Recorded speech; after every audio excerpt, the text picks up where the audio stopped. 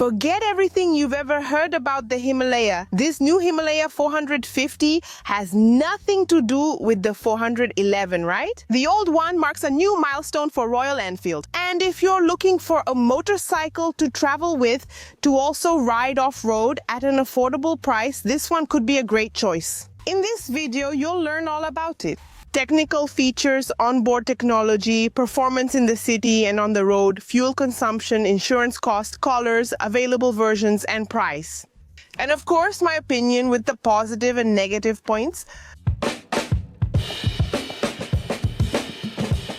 I'm Amanda Pagliari. This is Brazil's most charming motorcycle channel, offering the most comprehensive two-wheel videos. So go ahead and hit the like button and subscribe to the channel so you don't miss any videos. And who is it for? Well, first of all, it's a motorcycle for those who are thinking about traveling, hitting the road, whether alone or with someone. And of course, to ride off-road as well on dirt, since it's in the trail category.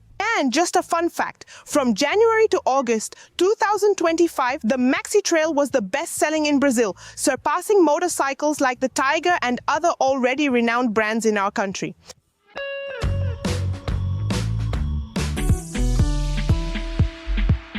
This version, made available for testing by Royal Enfield, is not the version you can already buy from the factory.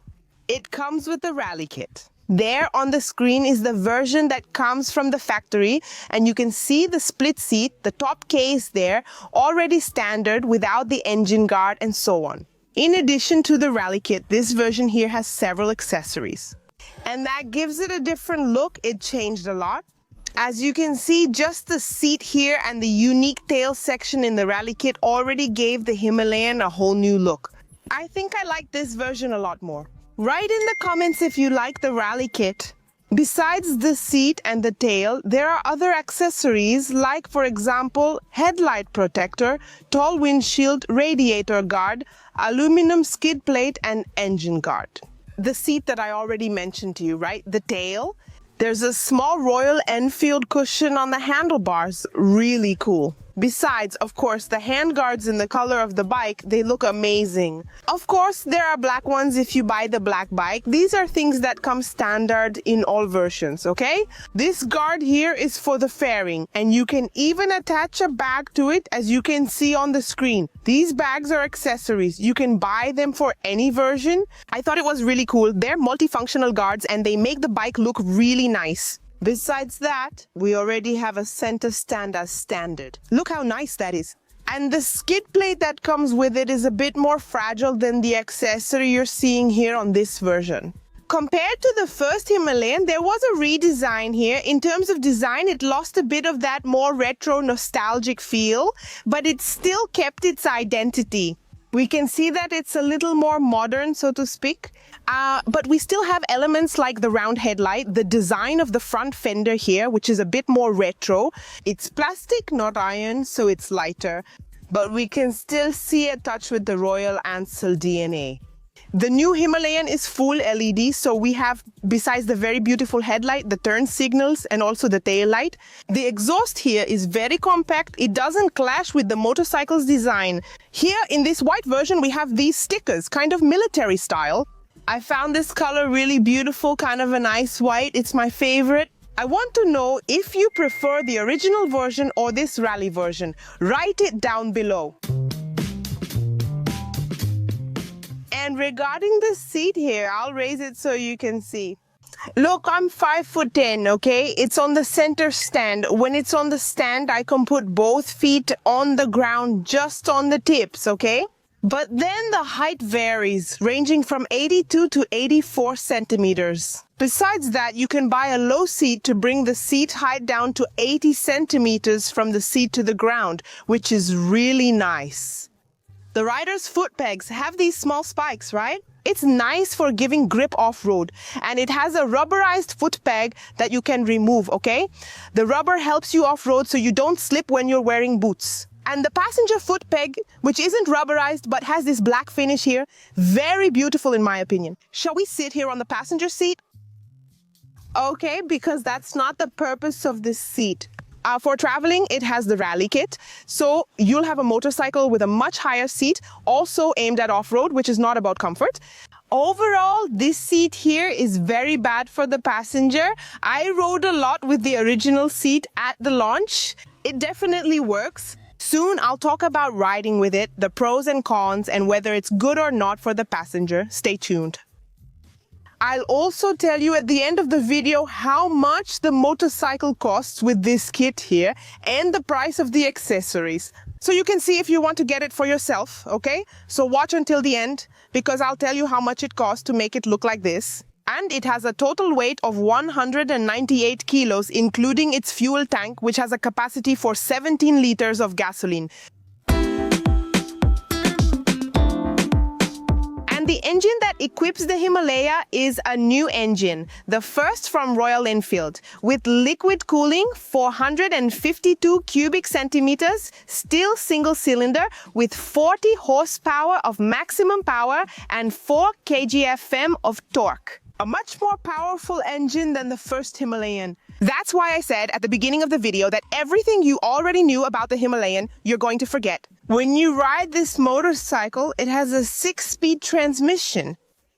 And it has slipper and assist clutch technology. The assist technology makes it smoother when you squeeze the clutch lever here. And the slipper technology prevents the rear wheel from locking up when you downshift abruptly, providing more safety. And still talking about technology, it features an electronic ride-by-wire throttle. On the front suspension, we have a sturdy inverted Showa telescopic fork with a diameter of 43 millimeters and a total travel of 200 millimeters with no adjustment at the front. At the rear, there's a monoshock with 200 millimeters of travel and preload adjustment. For the brakes at the front, we have a single floating disc with a diameter of 320 millimeters and calipers from Bibre, which is a subsidiary of Brembo in India. At the rear, we have a single disc with a diameter of 270 millimeters. And it comes with an anti-lock braking system, ABS, on both wheels. And the difference is that you can turn off the ABS directly on the dashboard.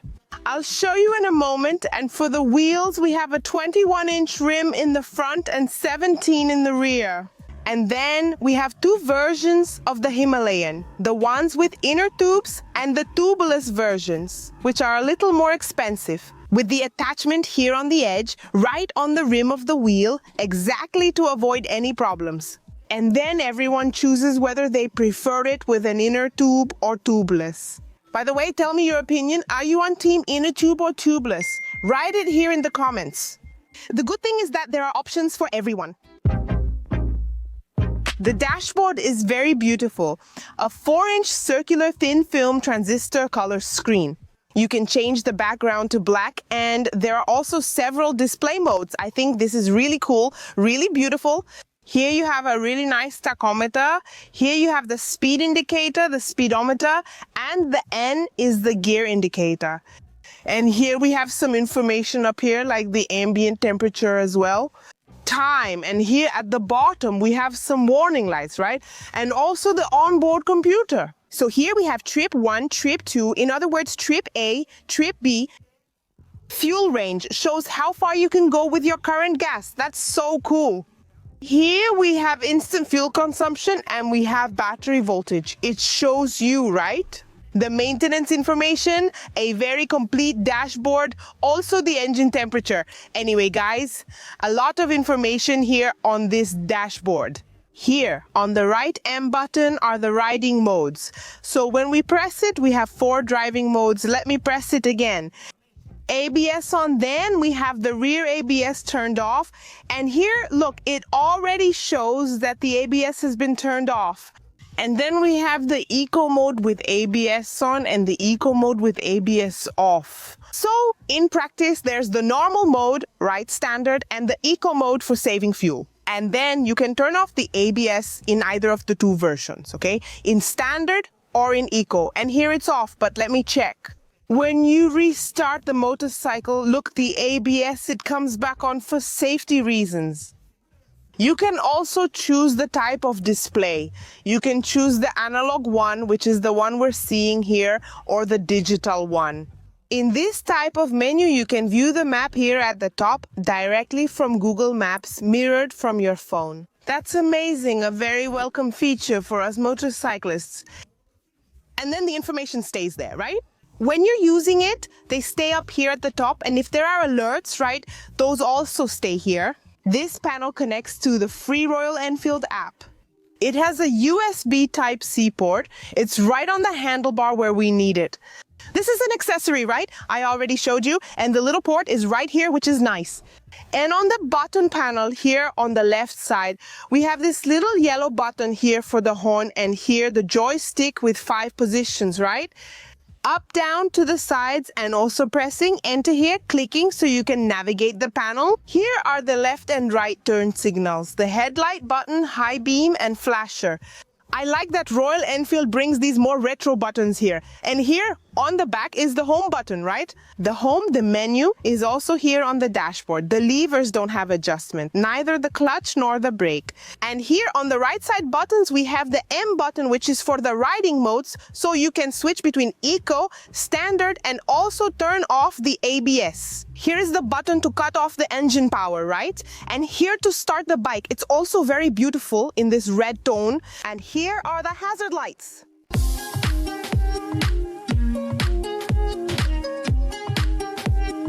Now that I've already shown you everything about the new Himalayan, it's time to ride it through the streets of Sao Paulo and also hit the road. But before that, I wanted to show you how easy it is to install this side bag here, which is very useful, has a zipper, and is really sturdy.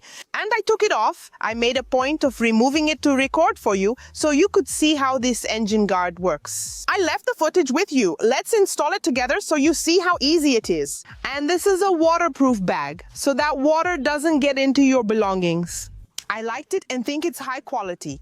Besides that, look, there's a small hole here so you can, for example, pass a cable through to charge your phone if you want something else. And now let's install it.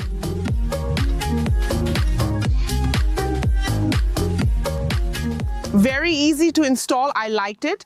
And I think it made the Himalaya look much more robust. What did you all think? Write it here in the comments. At the end of the video, I'll tell you how much not only these panniers cost, but also the other accessories. Now come ride with me.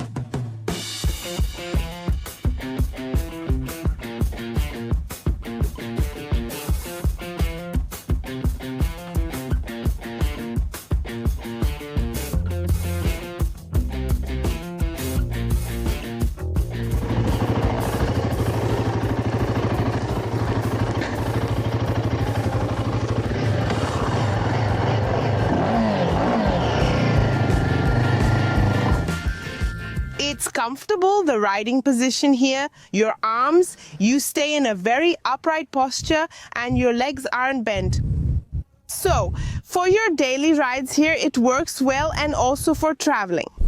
I'm about to hit the road and I'll show you my opinion, how it performed.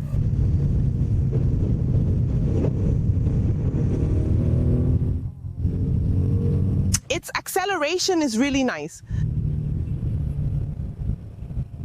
These riding modes are kind of more for you to ride in the economical mode, right? And turning off the ABS, because they're not exactly on riding modes. There's no off-road mode, for example, right? And yes, for you to drive in eco mode, I admit I haven't used eco mode in a while.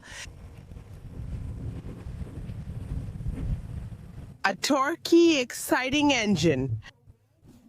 Look at that. Look at the torque of this bike. Oh! Whoa!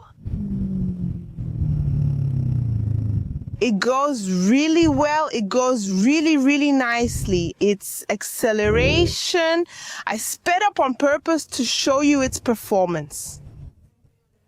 And this engine feels really nice. It's very exciting. It has a lot of low-end torque and measures the RPMs.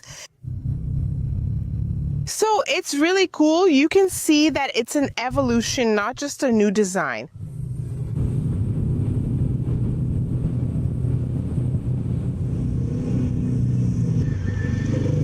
And And in heavy traffic, does the Himalaya 450 do well? Look, for a trail bike with wide handlebars, it actually does pretty well here.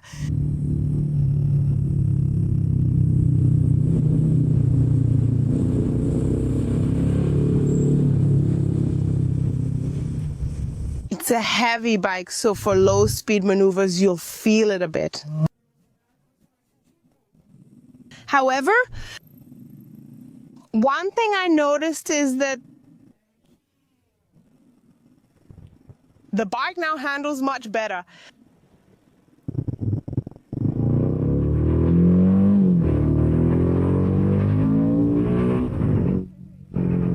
This bike feels really nice. But that's it, guys. For riding in the lane here, it does well. I think it does better than the previous version. For you to ride in heavy traffic, it ends up being that versatile bike for you to use everyday travel and also take on a dirt road. That's what's cool, the versatility of the Himalayan. But that's it. In the city, it does well. Now let's hit the road. Here on the road, the windshield doesn't help much, even though it's bigger. It doesn't make much difference, guys. The windshield is bad. It's basically just for decoration. And it ends up being a negative point, the windshield, okay? Another bad thing is that when you ride at high revs, you can't see the mirror, especially the left one. But if you keep the revs not so high, then the bike won't vibrate that much.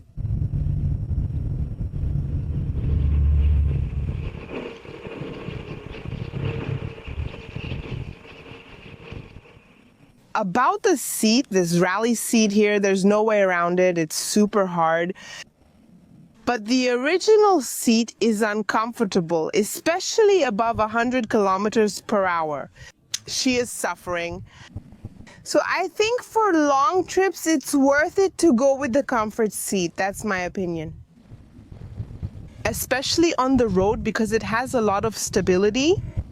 It's a heavy motorcycle, so on the road that actually helps a little bit. Does it vibrate a little? It does vibrate a little. Less than the previous version, but it still vibrates a bit. It's normal for a single-cylinder motorcycle. You feel it in the foot pegs, in your hands, and especially in the rear-view mirror. If you keep the bike at a good revolutions per minute, then you don't have that discomfort.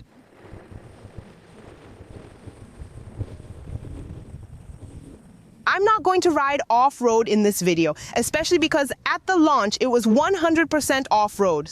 So, if you haven't watched the launch of the Himalayan yet, I'll leave the link here in the card and also in the description for you to watch.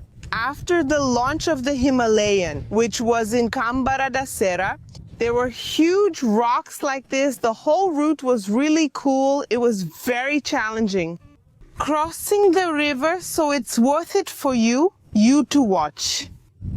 I'll leave the links there for you. Go there later to see her performance off-road, but I'll tell you in advance that she does really well.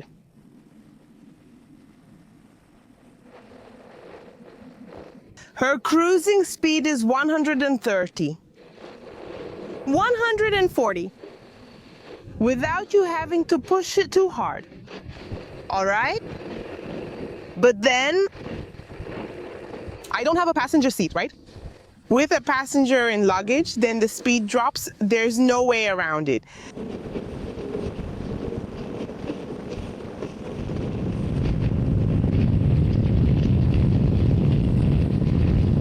Hey, let's test the top speed.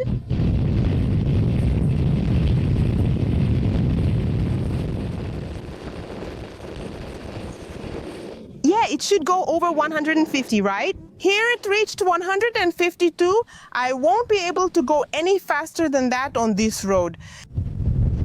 It should peak at around 160, then drop down the VNT with the wind behind.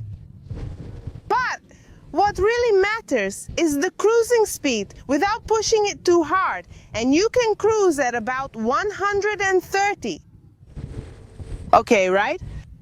Without a passenger or luggage, at 130, it maintains speed easily without much effort. I think it's for someone looking for an all-terrain bike at an affordable price. I think it does well. This new Himalayan is an evolution, but I liked it. I like this new Himalayan. It's one of the best value for money options in Brazil today. But anyway, let's wrap up the video now with the pros and cons.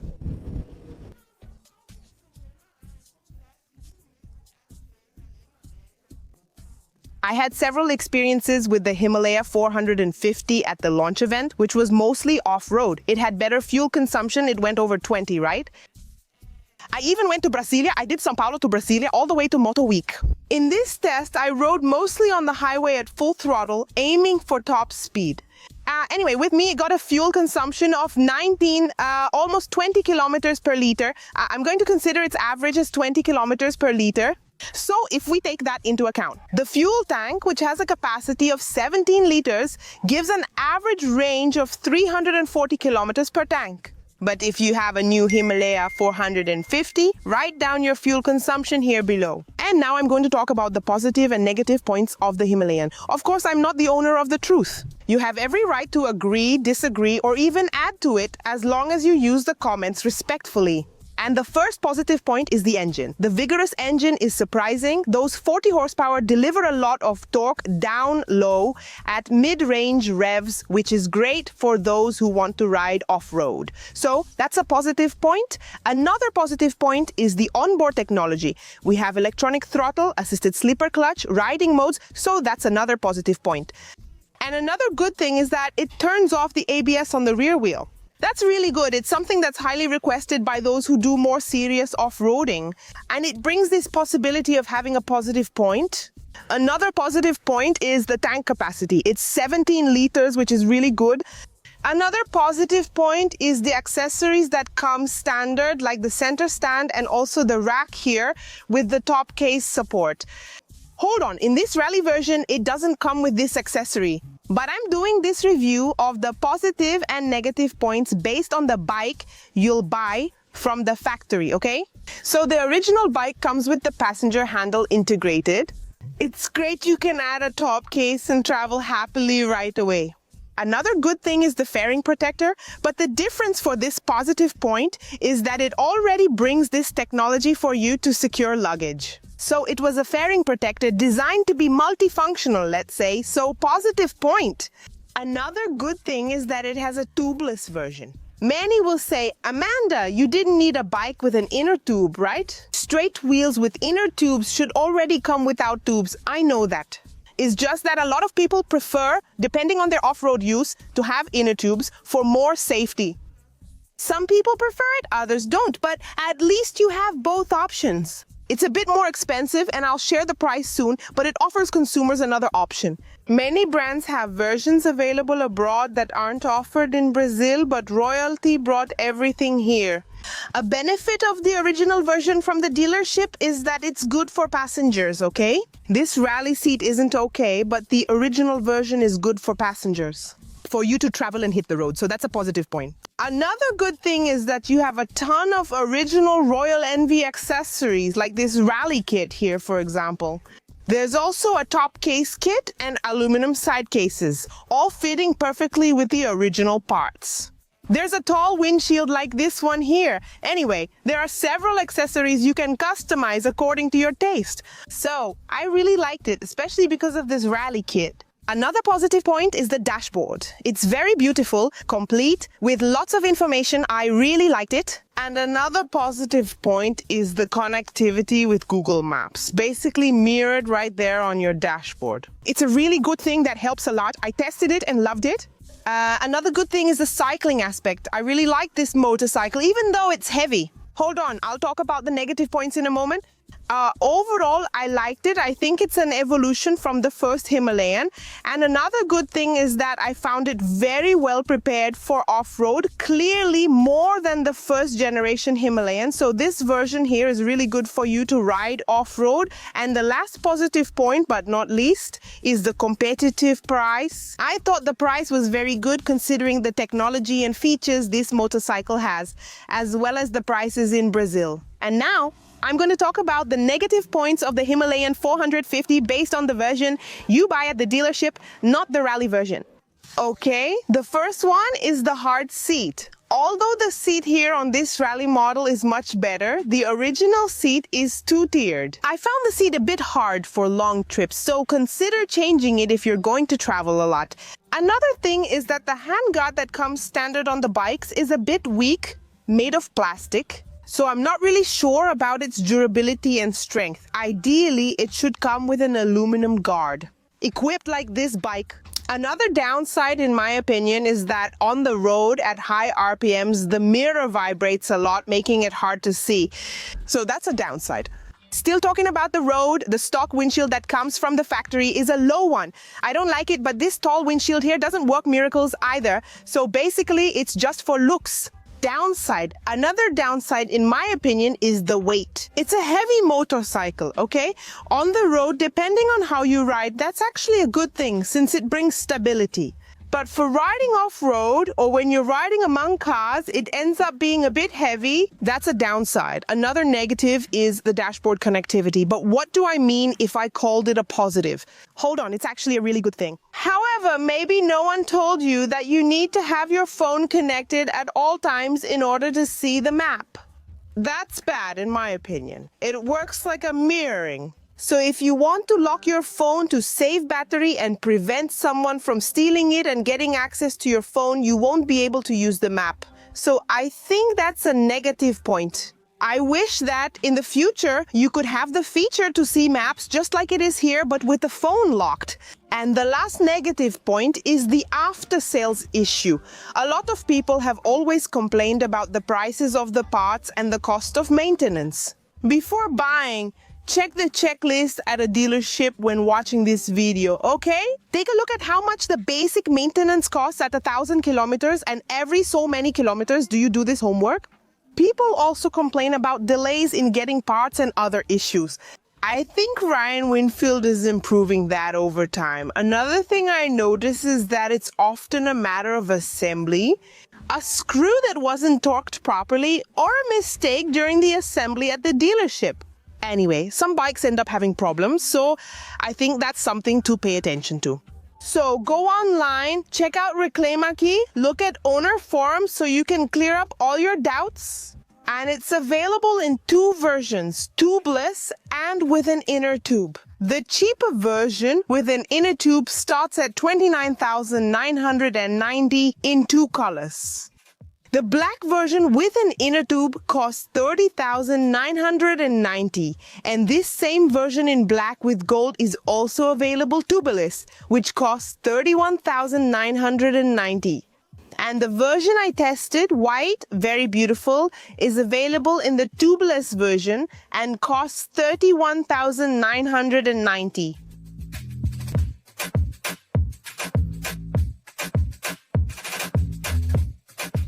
And how much did it cost to customize it the way I showed you?